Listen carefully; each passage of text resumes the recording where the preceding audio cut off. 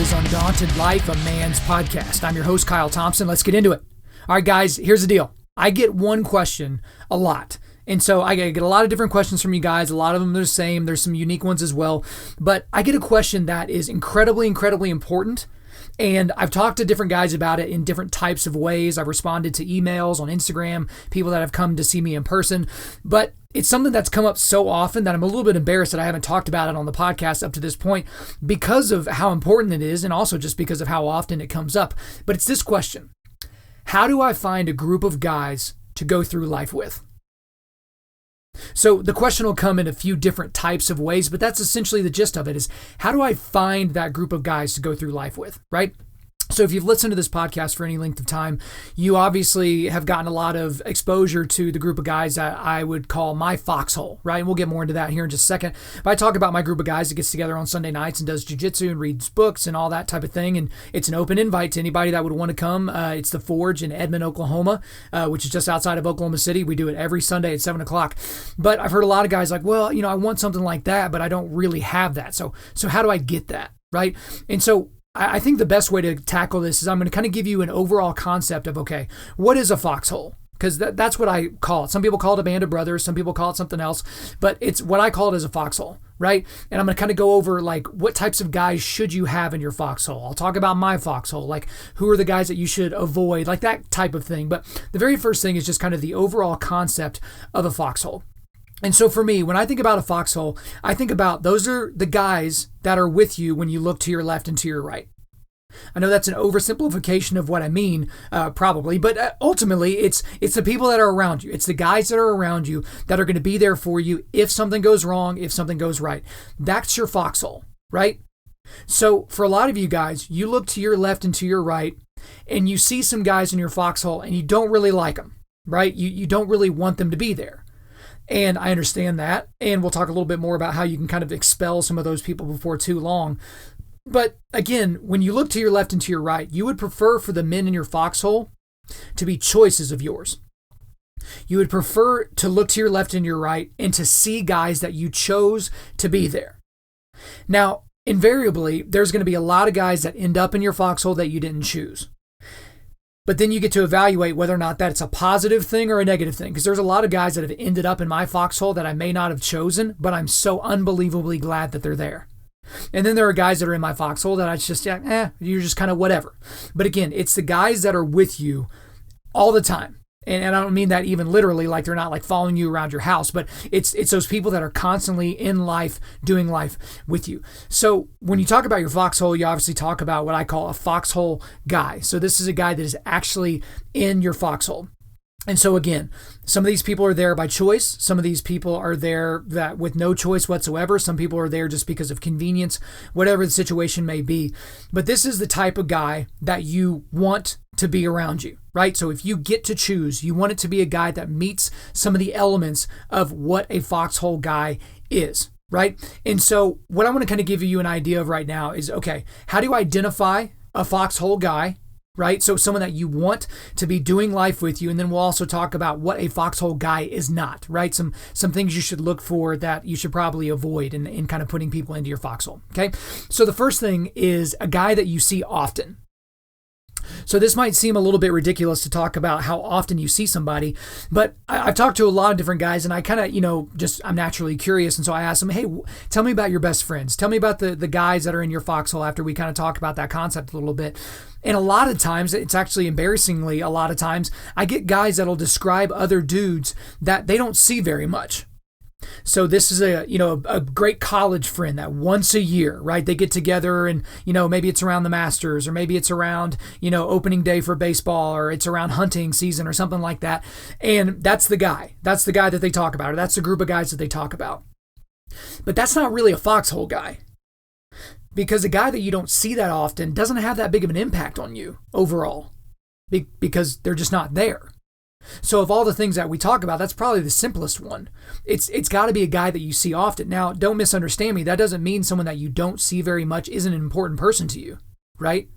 I mean, for some of you, the best man in your wedding, you might not see them every few months. Maybe you've only seen them a few times, in the last several years. But that doesn't mean that they're not important, and it doesn't mean you can't love them. But it does mean that they're not in your foxhole with you. I mean, kind of think about it as a literal foxhole. If there's a guy that is a really, really good buddy of yours, maybe he's a really, really good soldier, but he's not to your right in a phalanx, then you're not really getting covered by that guy. You're getting covered by somebody else. Okay, so that's kind of the first element of it. Hey, how do you identify a foxhole guy? You got to see him often. The second thing is the guy has to be available. It's a guy that is available, right? This kind of dovetails into the last one, that you have to be able to see them often.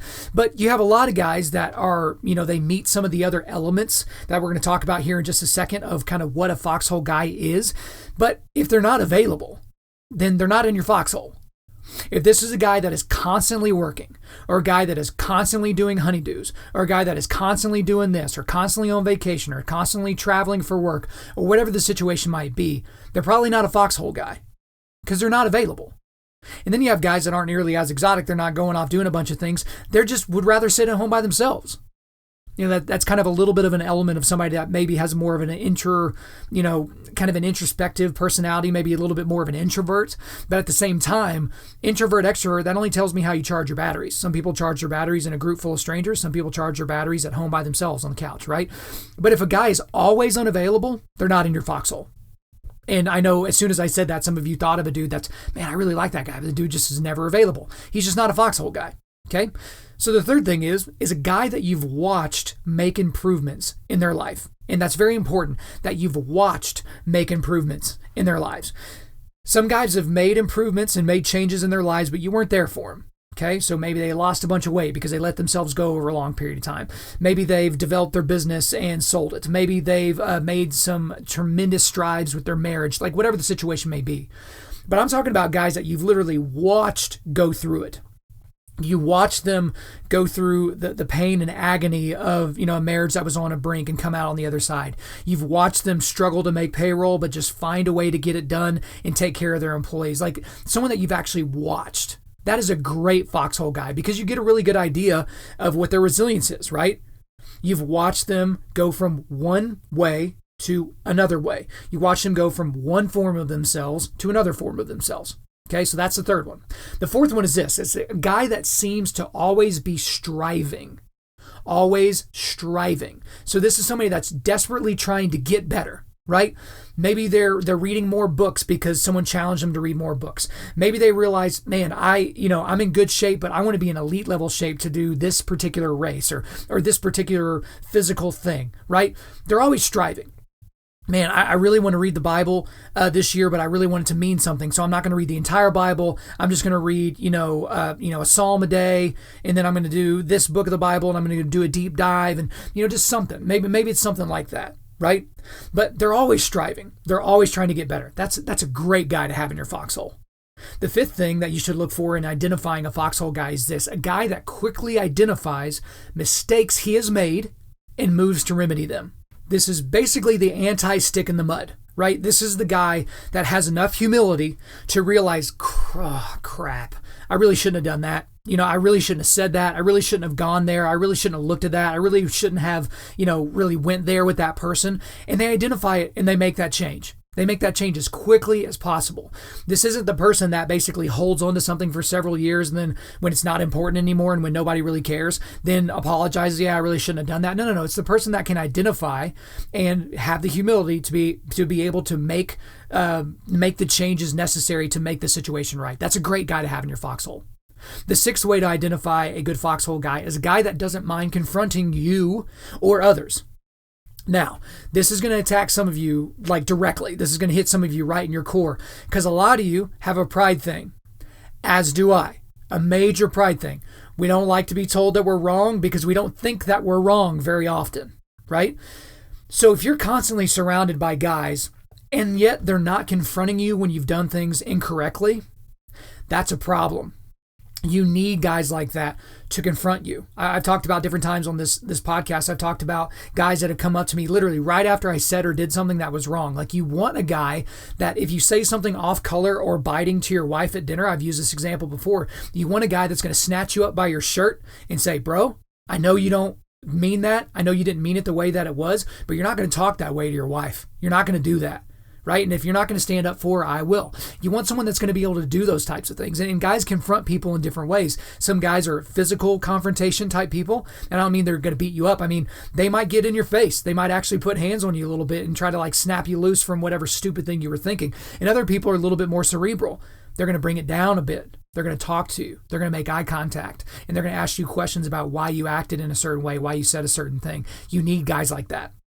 And the last element here is a guy that voraciously loves their woman. Voraciously loves their woman, right? And so again, I say it like that because some guys have girlfriends, some guys have wives, some guys are single. But if they are with a woman, if they love them voraciously, you want those guys around you.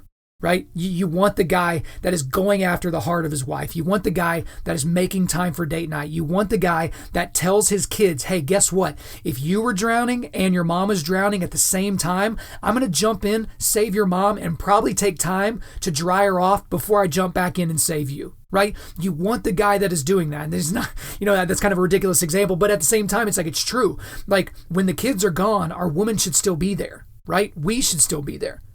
And so again, the 7 ways to kind of help you guys identify what a good foxhole guy would be are these.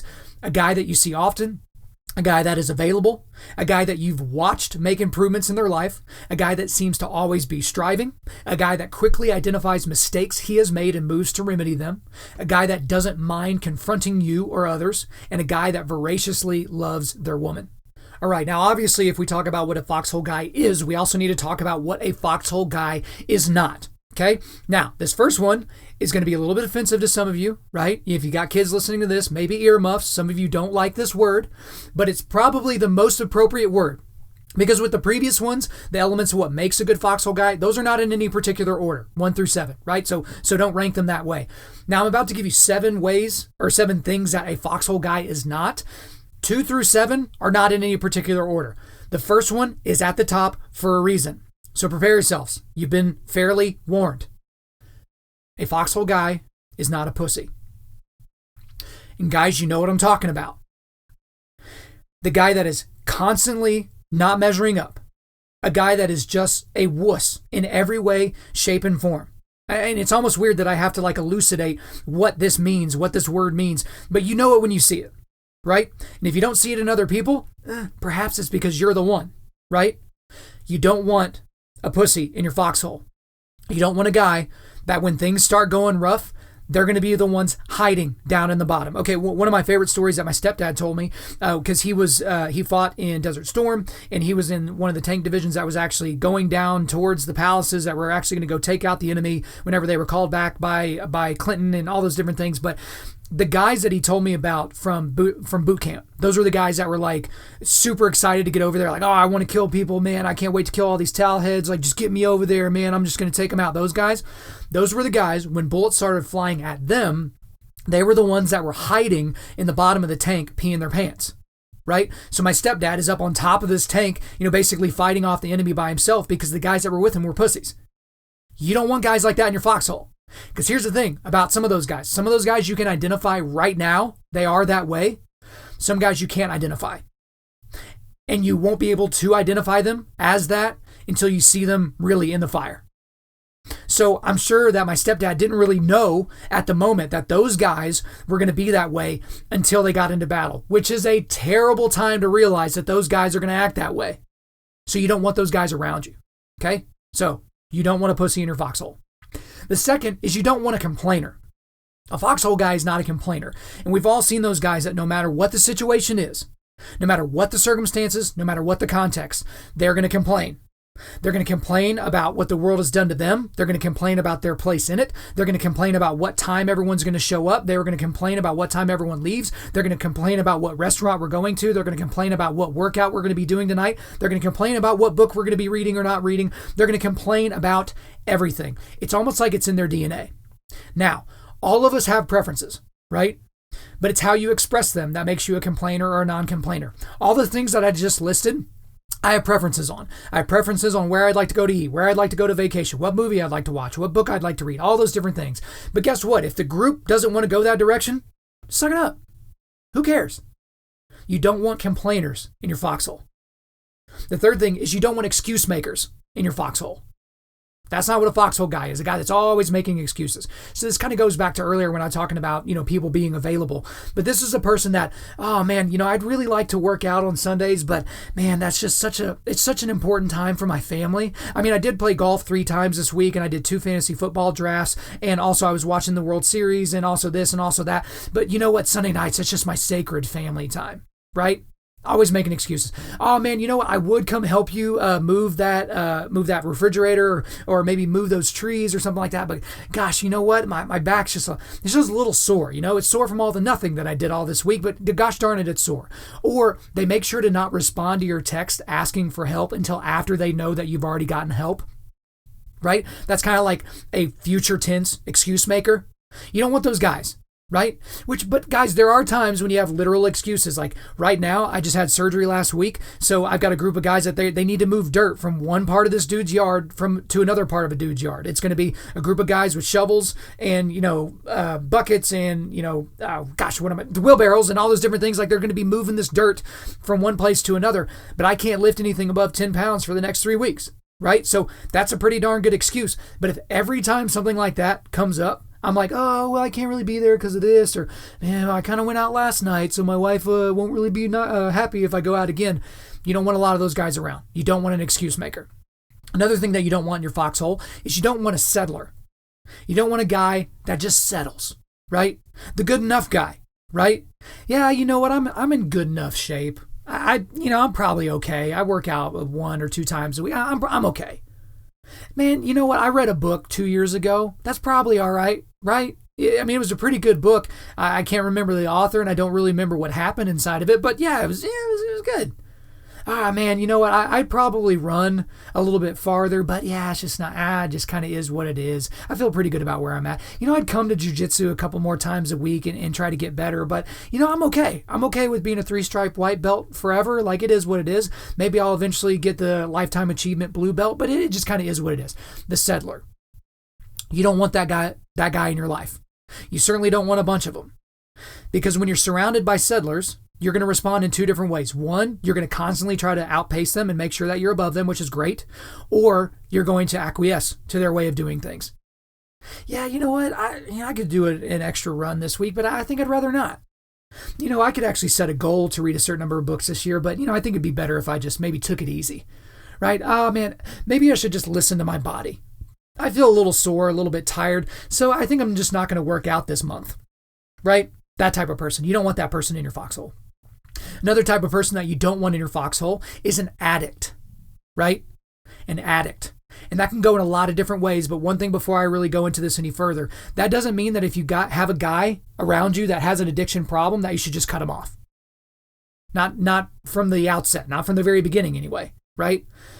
But when you're constantly surrounded by addicts, so let's talk about addictions. Maybe they're addicted to pornography. Maybe they're addicted to masturbation. Maybe they're addicted to sex with anything and everything and anyone. Maybe they're addicted to substances. They're addicted to opioids. They're addicted to tobacco. They're addicted to alcohol. They're addicted to lying. They're addicted to their work. They're addicted to certain people in their life. Like, take addiction whatever way that you want to go. Okay? People that have vices like that are so strong and have so much control over them that they're actually controlling their life, you don't want a lot of guys like that in your foxhole. Again, you're going to have guys in your life that have addictions that need to be addressed. And that's a good place for them to be addressed, is in your foxhole. But you can't have a guy that has been addicted to alcohol for the last 5 years and he's still addicted today. At a certain point, you got to get that guy out. Or you got to get that guy serious help, because coming and talking to your group of guys once a week or once a month or once a quarter or once a year isn't doing it. Clearly. You can't have that guy in your foxhole. And we'll get more a little bit into that later about how do you get a guy like that out. Okay, then another thing that you want, there's 2 more. A type of guy that you don't want in your foxhole is a womanizer. You don't want a womanizer in your foxhole. And for some of you guys, I'm talking to you. You're the guy that's constantly looking at the waitress's butt when they're walking away. You're the guy that is like, oh no, we're having another meeting at Hooters, right? I mean, I didn't pick the restaurant. Oh, you want to meet me at Twin Peaks for a drink right after work? Sure, I guess I'll do that, right? You just kind of constantly are ending up in those situations, right? It's almost like it just happens, right? You're the guy that can't go to the beach without undressing literally every woman with your eyes. You're the guy that is constantly cheating on your wife. Ooh, that one hurt a little bit, didn't it? You're the guy that is constantly cheating on their wife, constantly making kind of these second life sacrifices where you're sacrificing your family and your spouse and the covenant you made before God, just because you're not really being fulfilled sexually by your wife or whatever excuse that you make. I don't think I got to explain that much further to realize that you don't want a guy like that in your foxhole. Because for a lot of us guys, we struggle in that area, right? We struggle at looking at females. We struggle when we look at other women. It's hard for us to go online because, maybe we're going to be tempted to look at some different things. And when you're constantly around guys that are making off-color comments about women, you don't want that in your foxhole. You don't want guys that are constantly making off-color comments about the women that are around them, about other people's wives, about other, those types of things. Those are seeds that get planted in your brain, and man, do they sprout quickly, right? Because for some people, it takes a little comment, right? Maybe you're all sitting at a bar watching UFC fight or something like that, and a girl walks by on her way to her table or the bathroom or something like that, and one guy just goes, "Woo, she's healthy." And then all of a sudden, the other 5 guys at the table, they want to look too. I wonder who's healthy. I wonder what my buddy meant by healthy. Oh, well, clearly she looks healthy, right? It takes one little comment. That's a little seed that is planted, fertilized, and grows, and it just sprouts immediately. So if you've got a lot of guys like that around, isn't it going to be harder for you to maintain good control over your eyes, to keep lust at bay? You don't want a lot of guys like that around you. And the last thing is this: you don't want a bum. A bum. You know exactly what I'm talking about. Just lazy. They just never want to do anything. Everything is too much effort, right? They would rather just sit and veg. The number one thing that they want to do with their entire lives is vegging out. That's all they want to do. And if you get between them and vegging out, they don't really want to be around you that much. You don't want bums around, guys. So again, just kind of run down this list. You don't want a pussy, a complainer, an excuse maker, a settler, an addict, a womanizer, or a bum.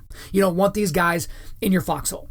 But now, for some of you guys right now that you're thinking through this, you're thinking about your community. You're thinking about the guys that are around you. You're like, okay, those are the types of guys I don't need to have. Here's some types of guys that I do need to have. But, maybe I only have 1 or 2 of those guys in my life. How do I find more? How do I find more guys to be in my foxhole? So here's a few places that you need to look. The first one is kind of duh, but it's your family, okay? Some of you guys still live maybe in your hometown, or you live where you're around a bunch of family. So think about your brothers, your cousins, your uncles and people like that. You might find foxhole guys there. But typically what I've found for most people is family members are members of their foxhole that they wish weren't there. They don't really want their brother in their foxhole. Their cousins are idiots, right? Their dad's a moron or was never there or something like that. So that's kind of something that's interesting. But for some of you, you have a completely different story. You're like, oh my gosh, I'm tighter with my brothers than I am with anybody. Or man, like my second cousin is like a brother to me. It's something like that. So that's a good place to look for foxhole guys, family. The second, and this is one that I need to tell you that you kind of need to proceed with a little bit of caution, is your church. Now, why would I say proceed with caution? Because as I go back to that list of things that you don't want in guys that are in your foxhole, pussies, complainers, excuse makers, settlers, addicts, womanizers, and bums, you can find a lot of those in churches. Like a lot of them. Now, to be fair, you can find a lot of those places or types of guys just about anywhere, but I see that especially true with a lot of guys in church. And that's not just because, oh, that's the church you went to, or oh, that's the church that you were raised in. No, it's because I've seen it a lot. I've been to a lot of different churches. I've been a visitor. I've went and spoke. You see a lot of that in a lot of guys. But there are some diamonds in the rough at most churches. Again, churches aren't the place where it's kind of this bastion of masculinity and testosterone for the most part. But you can find some foxhole guys there. It's absolutely possible. So you should certainly look there. Another place is to look at a jiu-jitsu academy. I've talked about jiu-jitsu all the time. And again, no matter where you're listening to this, there's probably a jiu-jitsu gym within 30 minutes of where you're at right now. Wherever you're listening to this, there's probably one within 30 minutes. Now, does that mean it's going to be a world class? Does that mean it's going to be Atos or 10th Planet or something like that? It doesn't mean it's going to be that. But at the same time, those are great places to find foxhole guys. Because as I told you before, when I've done 2 entire podcasts of just about jiu-jitsu, one when I got my blue belt and one after I had been training for 6 months. But when you go to a jiu-jitsu academy, you're seeing these guys often, right? You're seeing them all the time, perhaps 3, 4, 5 times a week. You're literally watching these guys make improvements. You're watching them, get belted up, right? They went from blue belt to purple belt. You're watching them get better. Man, they used to have a terrible guard. Now their guard is absolutely and completely astonishing, right? And usually people that are going to jiu-jitsu, these are guys that are striving, right? These are guys that are really wanting to get better. These are guys that found something that is incredibly difficult, physically and mentally, like jiu-jitsu, but they're going to do it. They're going to pay you money to teach them how to get better. And while they're getting better at this physical activity, they're going to be getting better at life. So that's a great place to find Foxhole Guys. That's where I found most of mine, right? And the fourth thing is it's just your gym, right? So whether you go to a CrossFit box or you go to just Gold's Gym or, you work out with a few guys in your neighborhood, whatever the situation is, that's typically a good place to find Foxhole Guys as well for a lot of the same reasons I talked about with the Jiu-Jitsu Academy, right? As even the dude bros at the gym, maybe those are guys that would be good to have in your foxhole. Maybe they could have a good impact on you and you can have a good impact on them. Who knows? There are social clubs, right? So some of you guys, graduated from college and you were in fraternities, but your fraternity has a local chapter that still gets together. Maybe it's an alumni group. Maybe it's a chamber of commerce, something like that, but it's a social club. That's a good place to work. What about work, right? So regardless if you work in an office or work out in the field or whatever the situation may be, you own a business, those are good places to look for Foxhole Guys. Maybe those are people that you work with or that work for you, or maybe you're in a business that allows you to interact with other people at other businesses quite often. That's a great place to look, right? That's a great place to look for Foxhole Guys. And guys, those aren't the only places to look, but I'm just telling you, for a lot of you guys are like, oh, there's no guys in my life that I can, do life with or blah, blah, blah, or something like that. It's just because you're not looking. Like, just think about it. You've probably heard about this. Like if you get a particular kind of a dog, or probably a car is a better example. So you get a brand new Chevy Silverado, right? And then all of a sudden you notice every brand new Chevy Silverado in town, which is before you didn't even think about it, right? But as soon as you got the car, you started looking for it. It's like you identified something in your brain that would like catch it every time that would go through or go past your eyes, right? The same thing happens with this. If you put something in your brain, if I were to tell you right now, I said, hey, I need you to give a high five to everybody wearing a red shirt today. I'll give you $20 if you give a high five to everybody wearing a red shirt. All of a sudden in your brain, you've got this filter that everybody wearing a red shirt is getting a high five. And in order to get a high five, they've got to be seen by me. So I need to be able to make sure I recognize it when I'm seeing them. And so your brain's like completely turned on to the color red when it comes to shirts for that day. I know it's a silly example, but I'm just trying to make it clear for you guys. That's how you find Foxhole Guys. You have to be looking for them and you have to go to where they are. Okay. And I want to talk a little bit more about, I talked about a little bit earlier, I teased it, but how to kick bums out of your foxhole. Okay. So let's say you have a guy that is, maybe they're a pussy, a complainer, an excuse maker, a settler, an addict, a womanizer, a bum, or something else that's worse. There's kind of a way that I think is appropriate for you to get that person out of your foxhole. Okay. There's 4 things that you need to do, and you need to do these things in order. The first thing is you need to confront that person. Okay. So let's just use the womanizer as an example, because I think that's an easy one because most of us have those guys in our lives. So this is a person that is married with children, but they're constantly making comments about other women. They're constantly trying to pick up on women, whatever the situation might be. You should confront that person. That's number 1. Confront them and say, hey, look, you're being sinful right now. This is not a way that we're supposed to act. This is certainly not something that I want to see whenever I hang out with you. I think you're a great dude. I think you've done some wonderful things in my life. And I feel like I've had a good impact on you, but this is maybe a blind spot that I need to help you with, right? So you confront them. The second thing is that you need to challenge them. Okay. So womanizer example. Hey man, I know it's really difficult with where you work and really difficult with where we are, but I want to challenge you to the next 5 times that you're tempted to look at a girl, you're tempted to look at her boobs or look at her butt as she's walking away, wherever the situation is. I challenge you to just bounce your eyes. Just think of a basketball and bounce your eyes somewhere else. Just the next 5 times, right? Just see how that goes. And then if you do it 5 times, try it 5 times more and see if it gets easier for you. Hey, here's a scripture, 2 Corinthians 10:5. Right? You memorize that scripture, right? So every time that you're tempted to think about a woman, every time you're tempted to, masturbate, thinking about that girl that you saw earlier in the restaurant, right? Every time you're tempted to do that, just repeat that scripture in your brain, right? Just repeat it. Challenge them. Okay? So after you've confronted them, you challenge them, and the next thing you need to do is, if they're not making any changes or if they blow you off, you need to create distance. You need to create some distance with that person. Maybe the next time they ask you to go hang out at the bar, you say, nah, man, I can't go tonight, right? Just create a little bit of distance. Maybe when they come up to you at work and they're, hey, what's up, man? How was your weekend? Blah, blah, blah. Yeah, man, it was cool. It was cool, man. I got to roll. Just create a little bit of distance. Don't be a jerk about it. But at the same time, be very, very upfront, right? Create some distance.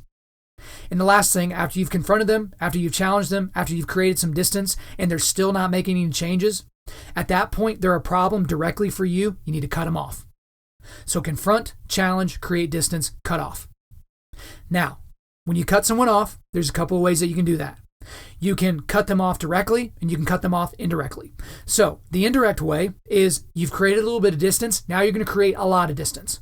Okay, you're not going to hang around that person anymore. You're not really going to talk to them. You'll say hi to them and shake their hand in public, but at the same time, you're not going to be around that person. If you show up somewhere and they're there, nope, you're out, right? You got to protect yourself. You got to protect your foxhole.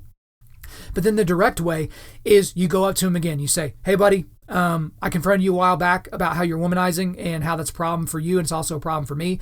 I challenged you. You ignored my challenge, or you did it for a little bit and you stopped doing it. I don't know if you've noticed, but I've tried to create a little bit of distance between us because, again, I've got to protect myself and I got to protect my ability to watch my eyes, and you're just too much of a temptation. You cause me to be tempted too much. And brother, I just got to tell you, I just can't be around you anymore. It just is what it is. And maybe they'll, hoot and holler and get all mad. Maybe they'll just stick their finger in your chest. Maybe they'll do something like that. Just be like, hey, man, it is what it is. It doesn't have to be any more dramatic than this. I've got to protect myself, and I've got to protect my soul, and I've got to protect my relationships. And what you're doing right now is getting in the middle of that. Oh, man, you're just judging, and I don't know. I don't talk to you about your stuff and blah, blah. Again, those are all good examples of somebody that you don't want to be around. So just wade through the storm of bull crap that they're going to be throwing in your face. Just move on. Just move on. So that's how you kick bums out of your foxhole. Okay. Now, for some of you, you've kind of gotten to this point, you're still listening, and you're like, okay, I've got a couple of guys in my foxhole, right? I got some guys that I'm going to go after and maybe invite to kind of do something or whatever. Well, now what? Because I've gotten that question as well. So I've got my group of guys, but what do we do now? Like, do we get t-shirts? Do we get matching leather vests? Or do we get patches to put on our backpack? What do we do now? You might do some of that. I'm not saying you shouldn't do those things, but there's probably some more pragmatic and practical things that you guys should do once you've got your foxhole. The first thing is, meet weekly. Weekly. Again, if you're not meeting often, that's not your foxhole. I would even venture to say if you're meeting once a month, that would be okay, but just think about it. If you can't make it to that meeting that month, you've missed 2 months now. If that happens 3 times in a year, you've seen those guys 3 times, right? You've seen those guys 3 times, maybe see them a few times here or there. You've got to meet weekly. You've got to absolutely see these guys weekly. So whatever that looks like for you, whether that's getting together, to have drinks, whether that's having cigars on one of your back porches, whether that's training jiu-jitsu like what my crew does, whatever that means, do it weekly. Okay? The second thing is do stuff. I know, it's like otherworldly advice, right? Do stuff. The thing about guys is guys connect shoulder to shoulder, not in a circle. That's what women do. But when guys connect shoulder to shoulder and they do something together, then they can circle up and talk about it. That's how guys are. From hunter-gatherer cultures, the hunters weren't sitting around in a circle talking about how cool the hunt was going to be that day and what their feelings were about the hunt, right? They went out and did the hunt shoulder to shoulder, and once they made the kill, then they circled up and talked about it, right? Giving each other crap, busting each other's balls, that's kind of what they do. But they're doing stuff. That's what we are. We are doing animals. We should be doing stuff. So do stuff with these guys, right? So maybe you're doing like a service project in your community. Maybe there's, tornado that just ripped through and you're getting your crew of guys together and you're going to go help cut down tree limbs because you got 3 or 4 chainsaws between you guys. Maybe it's that you're doing jiu-jitsu once a week. Maybe it's that you're doing a Bible study, whatever the situation might be, but you're actually doing stuff. Don't just hang out, right? And guys, a UFC fight and a football game may be okay, but that's not actually doing stuff. I'm not saying you shouldn't do those things. You should absolutely get around those group of guys and have something centralized that you're watching, but make sure that you're doing stuff with that group, okay?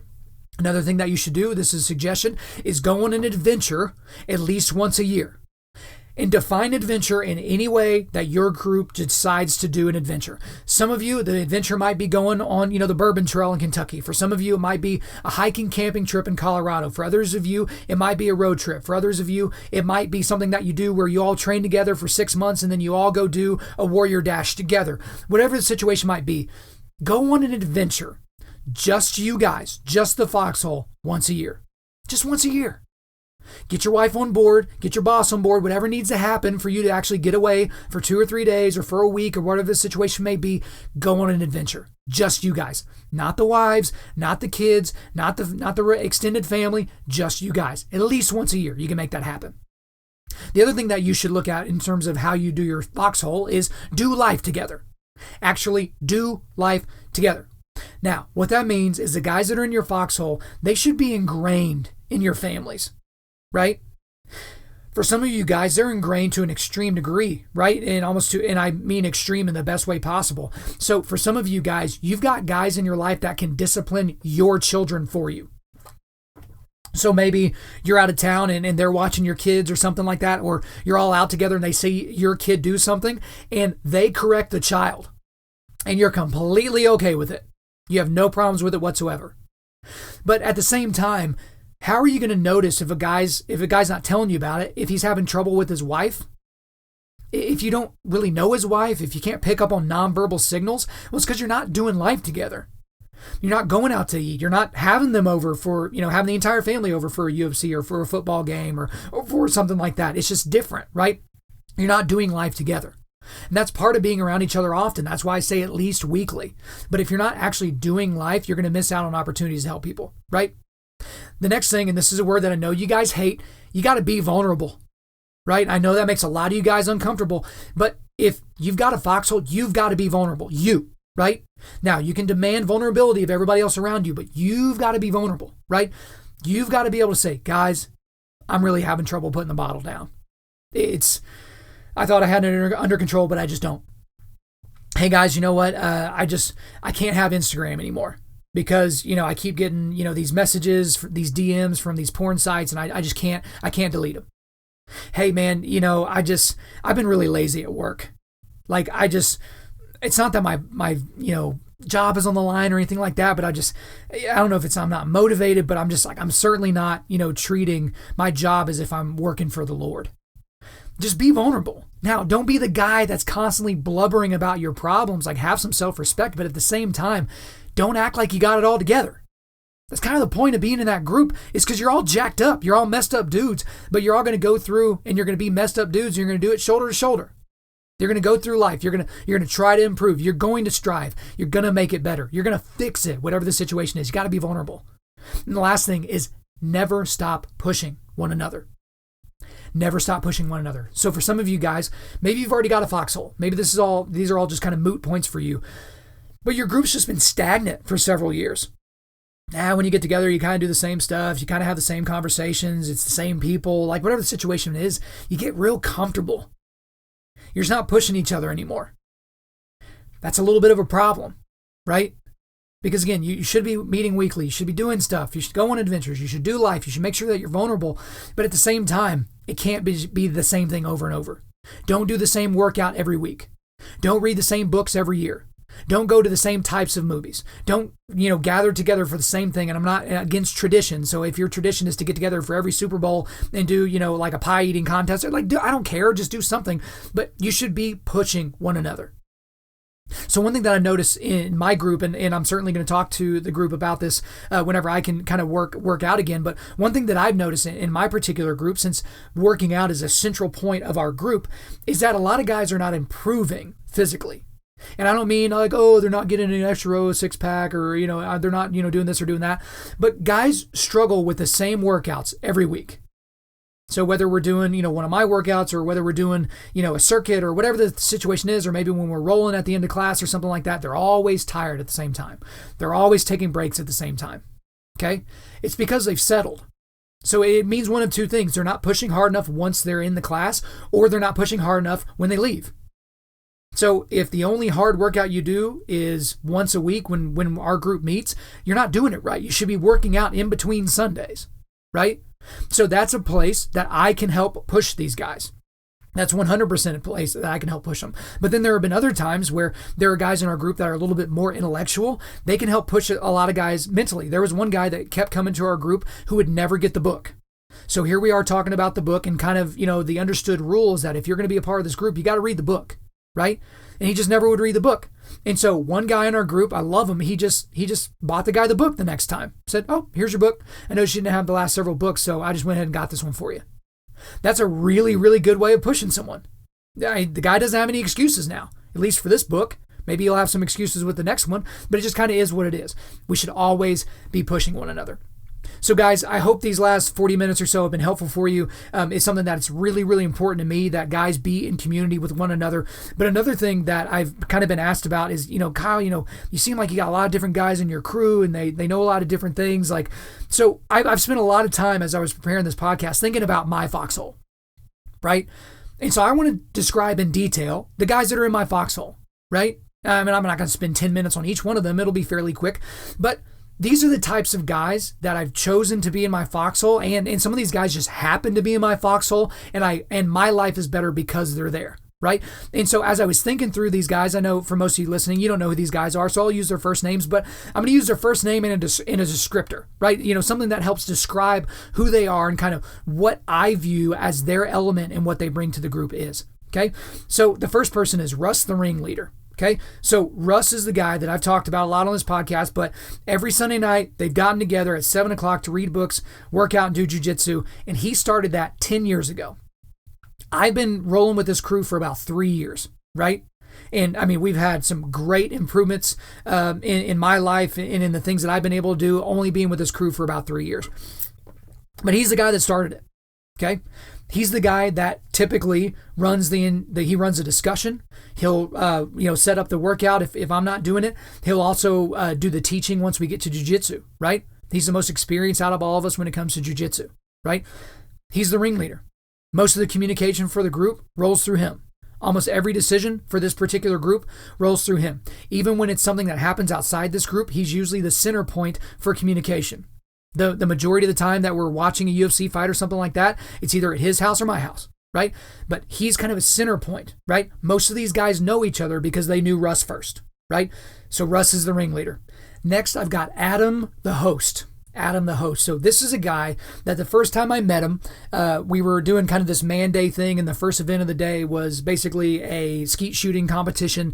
And he was a guy that was kind of, hey, everybody, welcome. Thanks so much for being here. Now I want to do a little bit of a safety training for everybody, show you how to use the guns. If you've never used a shotgun before, it's all good. That's why we're here, blah, blah, blah. He's that guy. But also, whenever a guy in our crew or a guy kind of in our extended crew gets married or is about to have their first kid, he makes sure to get everybody together. He's got this great, gorgeous house and this big shop out on some land. He has guys there, and they kind of do like an event where they're all kind of doing just guy stuff and, throwing darts and shooting arrows and, hitting golf balls and just, doing jiu-jitsu and having good food. But he's the one that's hosting. Right? When people are showing up, he's in my Sunday school as well. Like when people show up to Sunday school and they've never been there before, or when people show up to our Sunday night crew and they haven't been there before, like he's usually one of the first ones to extend his hand and say hello. Hey, thanks so much for coming. Hey, what brought you in today? That type of thing. It's just who he is. He's a host. He's a very warm host and he's very good at it, right? You know those people when you go to their house, you're not going to need or want for anything, right? These people have thought of everything. They've got the water where they need it. They got the whiskey where it needs to be. The food's going to be ready on time. There's going to be plenty of it. There's going to be plenty of activities. Every year he does a man day, like a man competition where it's like all those things I described earlier, but there's even like a little jiu-jitsu tournament. There's like a little skeet shooting contest, a closest to the pin thing, like a little dunk contest. There's just things. He's constantly thinking of how he can be a host. So a good group usually has a host. Next guy in our crew is JC the Consistent. JC the Consistent. So the thing with this guy is when I say consistency, I mean that in just about every way you could possibly mean that. So this guy shows up every Sunday, almost every Sunday, so he's consistently there. Also, when he works out, he consistently gives effort, right? When we get to where we're actually rolling, this is a guy that has a pretty good wrestling background, so he's consistent in his wrestling effort. Here's another thing. He's consistently has a good attitude.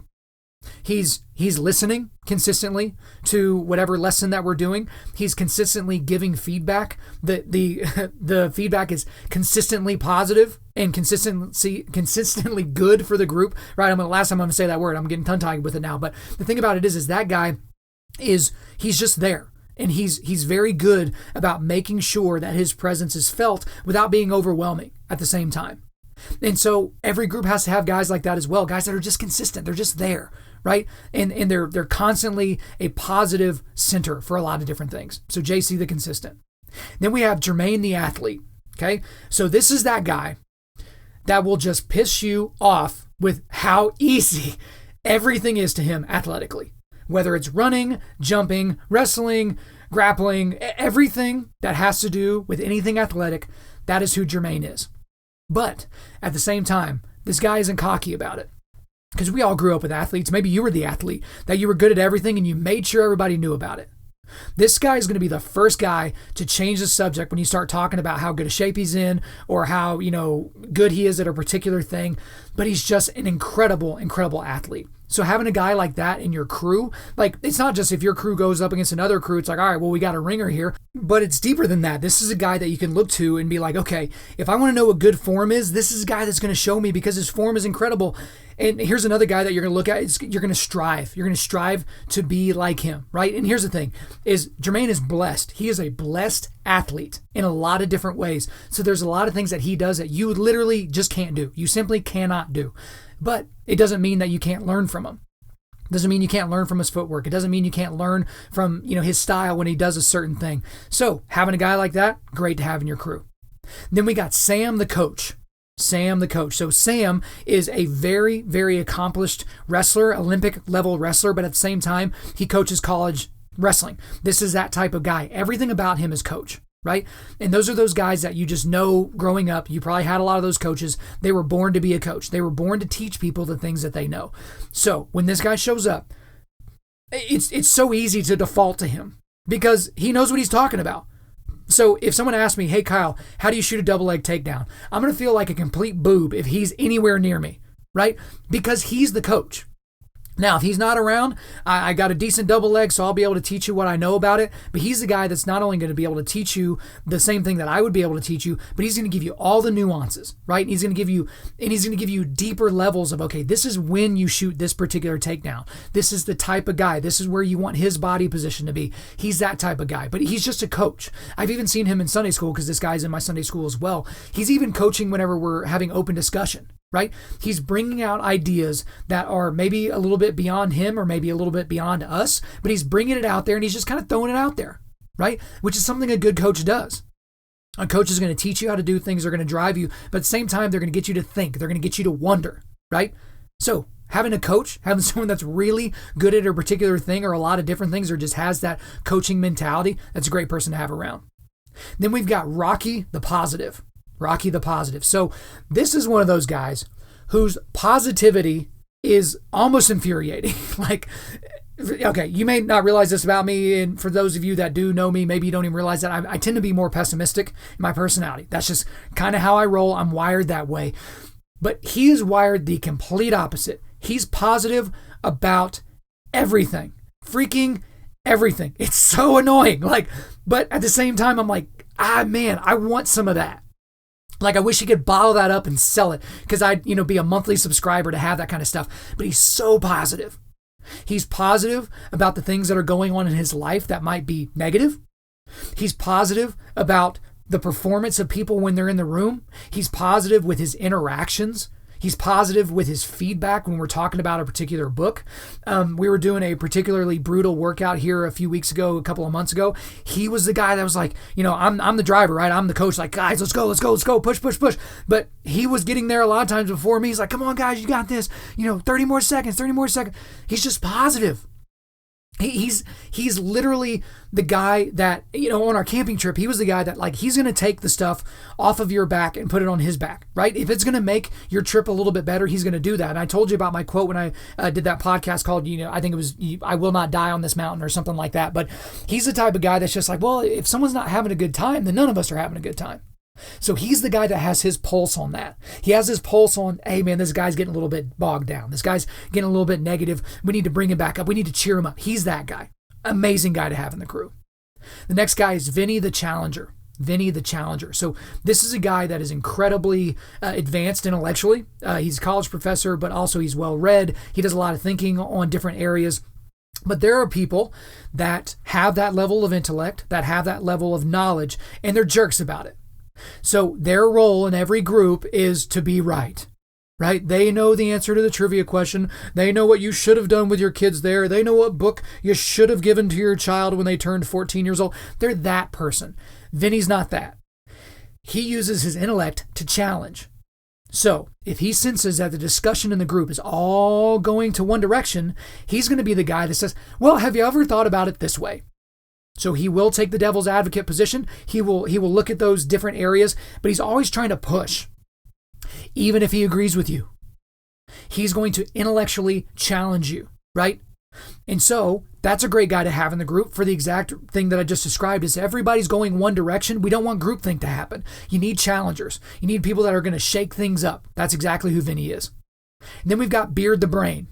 Beard the Brain. So again, it's kind of like Vinny, very, very intellectually advanced person. This guy's an engineer.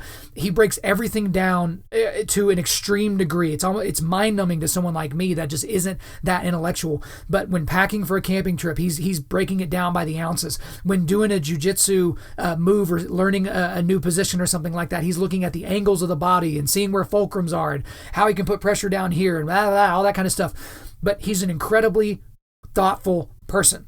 Right? Now, sometimes he's too much in his own head and it keeps him from moving. But when you're that intellectual, that's probably the number one thing that you're going to have to reckon with is, I want to get this thing 100% done before I get it out the door. Whereas some people are like, let's get it about 80, 85% done and get it out the door. But he's so thoughtful and he's so intellectual. It's a good person to give a challenge to. So I've had him take a look at a bunch of things that we've done with this ministry. And I literally just it's like giving a dog a bone. I'm just like, hey, Will you look at this and tell me what you think? Dude, just be prepared for the responses because he's going to look at it and he's going to tell you what he thinks. And he's probably going to have notes and he's going to give them to you in that way. He's going to give you honest feedback, right? He's a great guy to have in the group because if you got something complicated going on, he's probably the one that can wrap his mind around it. But also, if you give him a challenge, he's actually going to break it down in a way that he thinks is going to be helpful for you. Great dude to have in the group. Then we've got Ryan the Present. Ryan the Present. And I mean present in the sense of presence. Okay? So this is going to be similar to what I was talking about with JC earlier in terms of being consistent. But Ryan is just there. Okay? Now, this might seem like, so he's just present. That's all that's good about him. No, it's like, no. His presence is a present, right? I'm pretty sure I stole that from like Kanye West or something like that. But his presence is a present. Because when you're there and you're that consistent, we can count on you. So he may not be the one that's always piping up during discussion. He may not be the one that's, always performing the best during the workout, but he's there. He's constantly there. You can depend on Ryan to be there, right? And I'm not going to get into any of his personal life or something like that, but he's had a little bit of a rough go of it in his personal life in the last year or so. But there are groups that he could have easily said, I'm not going to show up to this group anymore because it just doesn't make sense anymore. He shows up. He's there. He's present. He's just going to be there. And you've got to have guys in the group that are just present. They're just there. Next guy is Mike the Grinder. Mike the Grinder. So Mike is the type of guy that he's going to be there. He's going to be consistent. He's going to be positive. He's going to be all those things. But I've never seen anyone grind as hard while they're working out, right? So this is a guy that's in pretty good shape. He's not in an elite level shape, but he's in pretty good shape. But he's just grinding every workout, every roll. He's just gritting his teeth and he's going. I remember here recently, he actually broke his collarbone and I don't think he missed a week, right? Like he just kept showing up and whatever he could do, he would do. He was going to show up with his arm in a sling. He was going to talk during the discussion.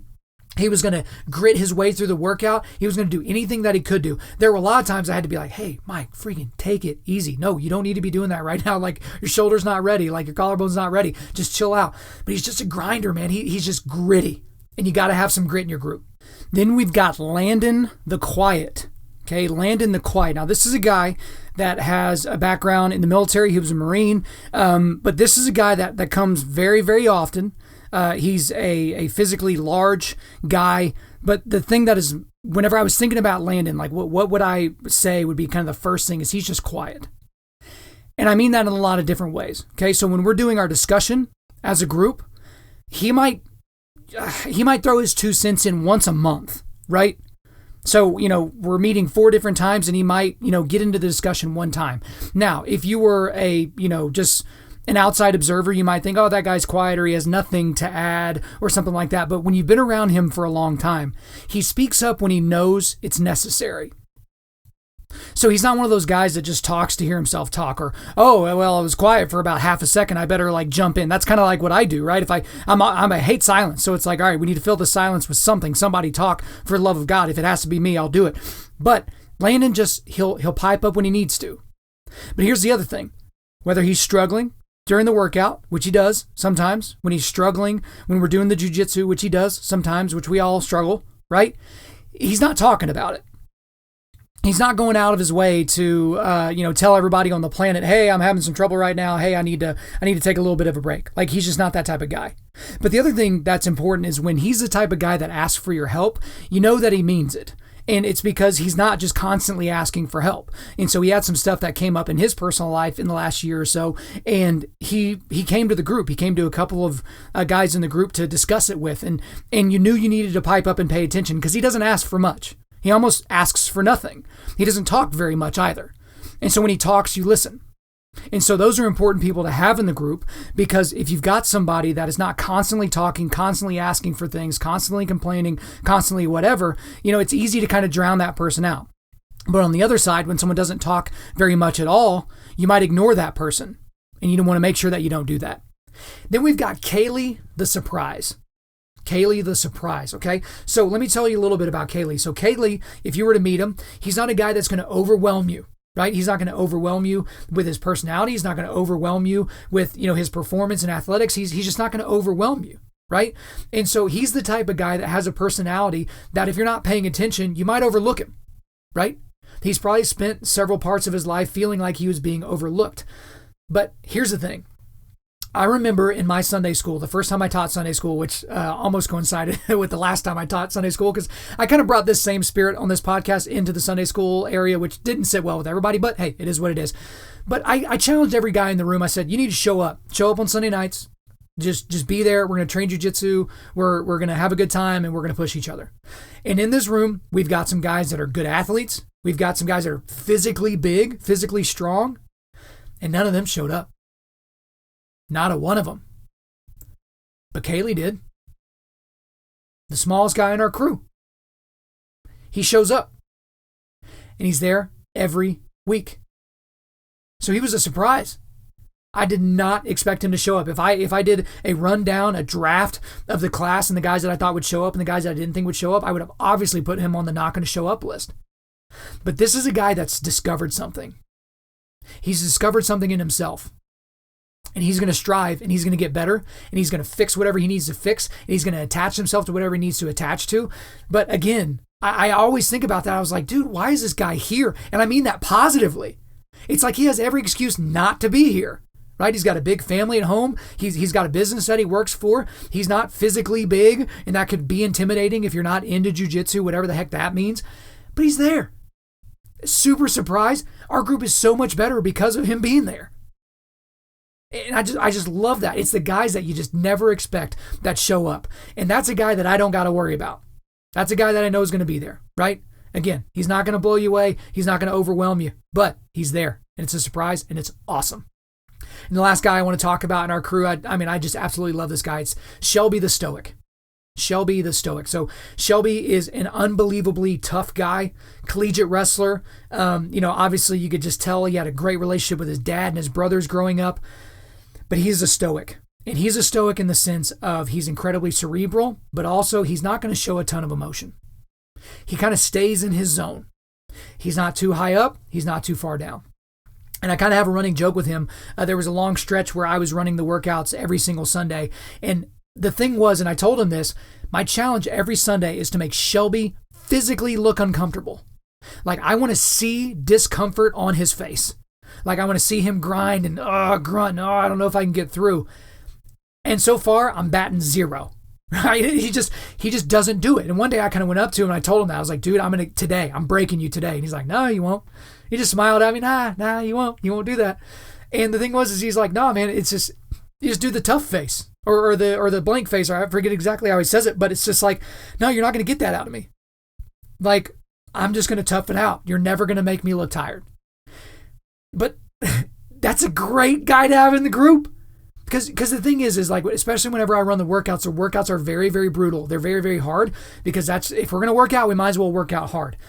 But you can always look at Shelby and be like, okay, I got a little bit more in me. I can do this. Like Shelby's doing this, like Shelby's tough. I'm going to be tough like Shelby, right? He's just consistently there. He's the rock that you can anchor yourself to. Like he's just that person. He's really a rock inside this group. There's a lot of these guys are rocks, but he's a rock in a very, very specific way. Because a lot of the things about these other guys that are awesome, Shelby has a lot of those things. He's consistent. He's a great athlete. He's a coach. He coaches little kids wrestling. He's positive overall. He's going to challenge people. He's very smart. He's going to grind. Like that's just kind of who this guy is. But the other thing about him is he is very, very cerebral. He's unbelievably well-read. I consider myself to be a well-read guy. And every time I bring up a book that I don't think anyone's read before, he's read it twice. I'm like, God, come on, Shelby. Like you got to give me something here. And it's just, he's the guy that's going to send me articles that are going to challenge me. He's the guy that's going to suggest a book. He's the guy that's going to show me this, this Muay Thai clinch and, how you can separate and get to an elbow really quick. He's just that guy. And then, he got me. So what is my role in the group, right? That's a long list of guys, and I spent some time getting into that, but what's my role? And so that's something that I was thinking through as I was kind of thinking through our foxholes, what do I bring to the group? And so I kind of have my guesses, but to be honest with you, I don't know. I don't know exactly. I don't know if everybody in the group were to come up with, one word that described what I meant to the group or what I brought to the group or the element that I brought more so than anybody else. I don't really know what that would be. But it's a good thing to think about, right? It's a good thing to strive for. Whatever you feel like is the most productive thing and the thing that would aid the group in the best way, being that thing and being that thing at an extreme degree and making sure that that sword is always sharpened. That's a cool thing to think about. So again, I spent quite a bit of time describing the guys that are in my crew because one, they're important to me. So if they're listening to this, I want them to know that they're important and that I notice what they give to the group. But the big thing for you that's listening that don't know any of these guys is to look at, that's a lot of guys in a crew and look at how different they are. Because here's the deal. If I'm in a room and I look around me and I see Russ the ringleader, Adam the host, JC the consistent, Jermaine the athlete, Sam the coach, Rocky the positive, Vinny the challenger, Beard the brain, Ryan the present, Mike the grinder, Landon the quiet, Kaylee the surprise, and Shelby the stoic around me, I feel great about where I am. I feel bad for your crew if you're coming up against my crew. I put my crew up against anybody. And that's a great feeling to have. Again, I keep saying it this way, but when you look to your left and to your right and you're excited about the guys that are around you, you have no idea how positive that is. A lot of dudes, the overwhelming majority of dudes, don't have anything close to that, and you do. And guys, if you don't, fix it. Make it happen. Be the ringleader. Be the rock. Be the host. Be something.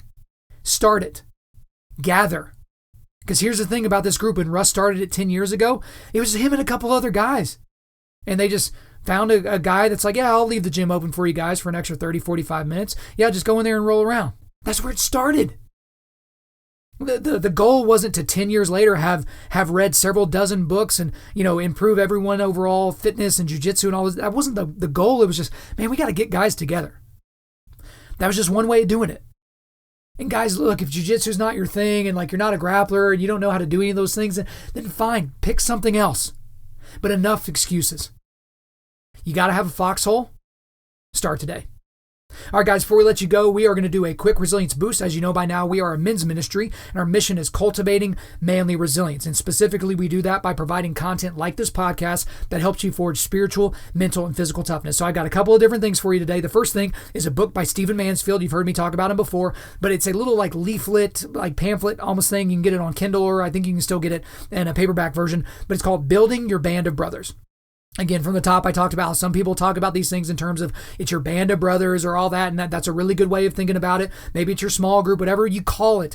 This is a great resource to kind of give you some different ideas of how you can make those things happen. And yes, this is a little bit sarcastic. I gave you a link to www.google.com. Now, Kyle, why did you give me a link to google.com? Because I want you to type in jiu-jitsu gyms in your area. Okay, maybe you go to the Google app, maybe whatever the situation is, jiu-jitsu, JIU-JITSU, gyms, or BJJ gyms in your area. For most of you guys, that is the ticket. I promise. Oh, Kyle, I didn't wrestle growing up, or I'm not that great of an athlete. It doesn't matter. It literally doesn't matter. Jiu-jitsu for most people is way more mentally difficult than it ever will be physically. I promise you. Oh, well, I don't really want to get hurt. Oh, suck it up. You might get hurt. Who cares? Just deal with it. I'm telling you, if you want to start a foxhole and you don't have one, just go to a jiu-jitsu school and watch what happens. Guys, thanks for listening to the podcast. We really do appreciate it. If you would, please subscribe on iTunes, SoundCloud, Spotify, or Google Play, and refer your friends to listen. Guys, if we deserve a 5-star review, please take a little bit of time and leave us one, and make sure you leave us a few sentences letting us know why you like the content. I'm currently booking speaking engagements for the entirety of 2020, so if you want me to speak on your podcast, at your men's event, at your retreat, whatever, hit me up, info@Undaunted.Life. Again, that's the email, info@Undaunted.Life. Our website is www.Undaunted.Life, and you can follow us on Instagram and Twitter @Undaunted.Life or Facebook.com/Undaunted.Life. Check out our free devotionals on the YouVersion Bible app. Just search Undaunted Life under plans. And as always, we want to thank the band August Burns Red for allowing us to use their entire music library for our content. The intro-outro track on this podcast is their song King of Sorrow, which is off their latest record entitled Phantom Anthem. The links are in the description. I'm your host, Kyle Thompson. Remember, keep cultivating manly resilience. Keep forging spiritual, mental, and physical toughness. Keep seeking the Lion of Judah.